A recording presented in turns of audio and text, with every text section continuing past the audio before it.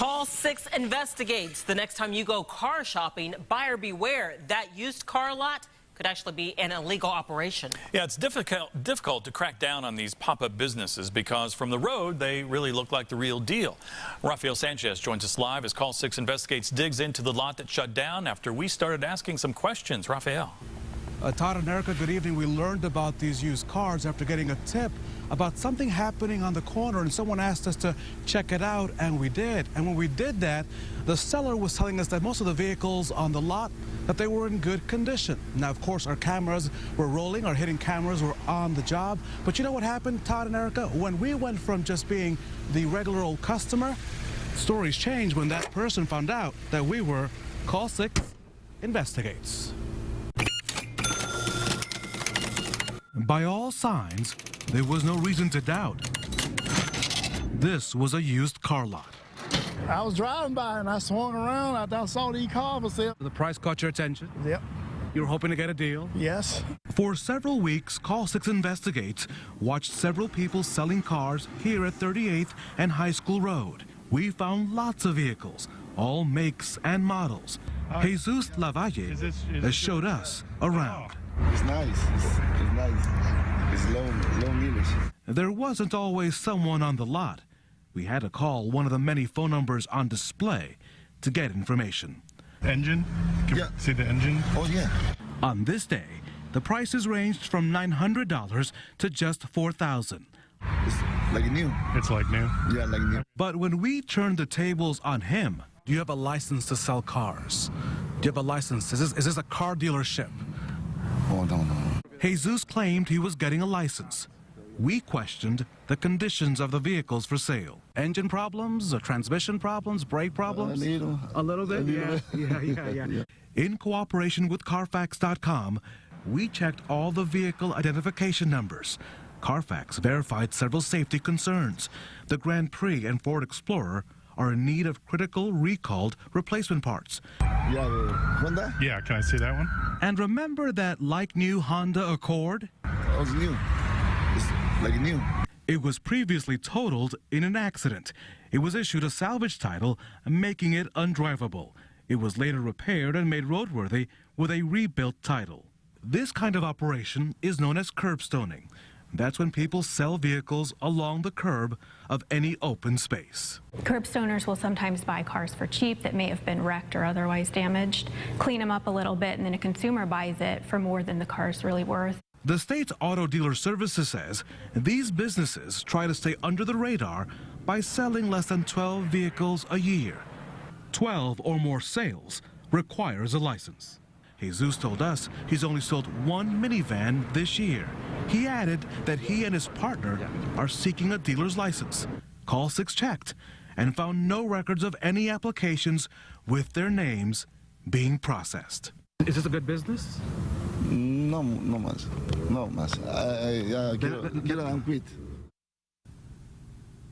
He didn't think so. So here are the things you have to keep in mind when you're dealing with curbstoners. There are a couple of things you may want to keep in mind. The number one thing, check this out. You may not get your title, which means after you've paid possibly in cash, that car may not belong to you. The other big issue is one of accountability. Who will you go to when that car breaks down? Most of these curbstoners are nomadic. And one more thing to consider, if you'll join me right to the back seat of this vehicle, of course, is the audit. Unlike licensed dealers, these nomadic operations, these curbstoners, they cannot be audited by state regulators, which means if you file a complaint, there is no way for state regulators to come back to that operation and hold someone accountable to possibly fix your car or even maybe give you your money back. Todd and Erica? So, Ralph, what is the status of that lot, and what about the owner you were talking to? Well, the state is now looking into that operation, and of course the lot for now has shut down, but possibly could now be operating, as you will tell viewers here in a second. They could be operating either on social media, either Facebook or Craigslist. Todd?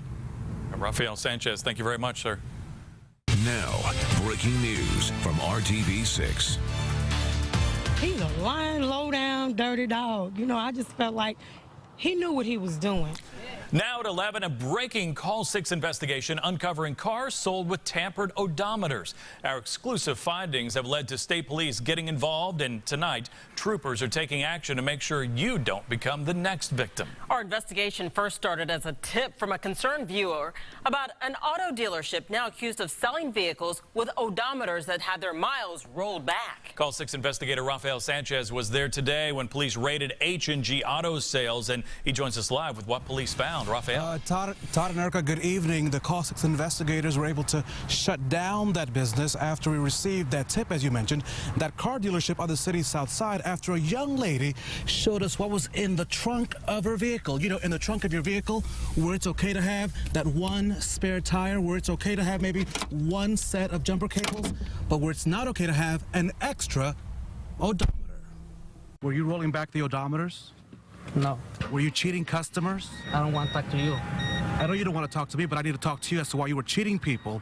Were you cheating customers? I understand all English. Or... Yo hablo español. Ricardo Gaitan tells investigators he rolled back the odometers on at least 10 vehicles. Low mileage meant that H&G Auto Sales could sell them at a much higher price. I don't know how long he's been doing this, but I don't want anybody else to feel as horrible as I do. Hannah Hurt works with seniors and bought a 2004 Acura to get to work. She thought it had 109,000 miles. Hannah reached out to Call 6 Investigates when she found a second odometer in her trunk. What is this? This is the original Acura odometer that has been replaced from this car. We confirmed.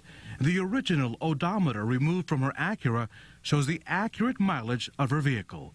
It's not 109,000 miles, but well above 222,000 miles, the figure the dealership did not want Hannah to see. That was a real shocker.